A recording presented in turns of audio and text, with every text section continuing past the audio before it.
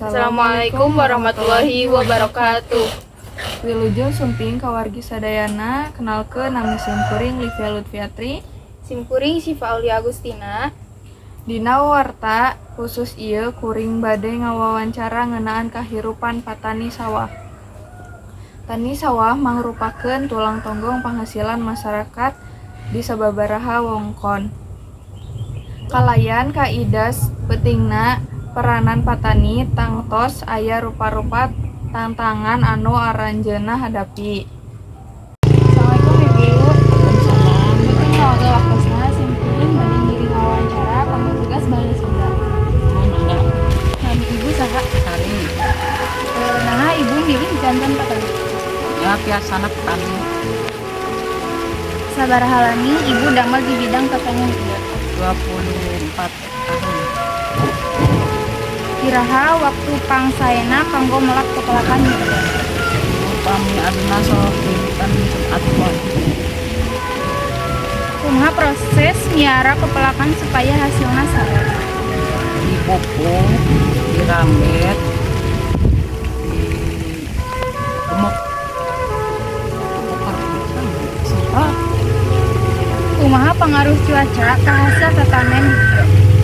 Upami seueur banjir nya debu. Upami hujan angin sok ayeut. Upami cuacana sae angin.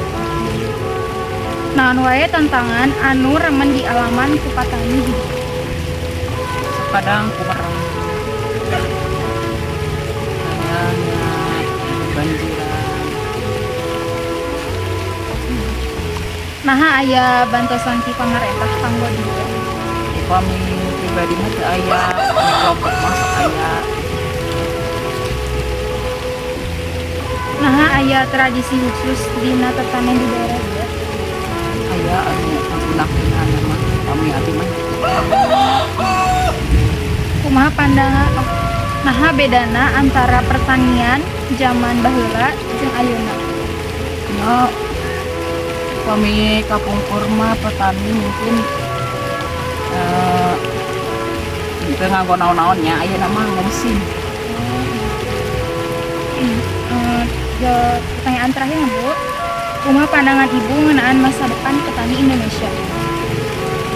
Kumaha ngan terang eta mah. Mungkin apa ya, ke depannya mungkin harus pakai mesin. Tina hasil wawancara urang terang yen pertanian mibanda peran penting mugi terus maju jeung masyarakat tani tambah sejahtera. Hatur nuhun ka narasumber mugia aya mangpaatna. Wassalamualaikum warahmatullahi wabarakatuh.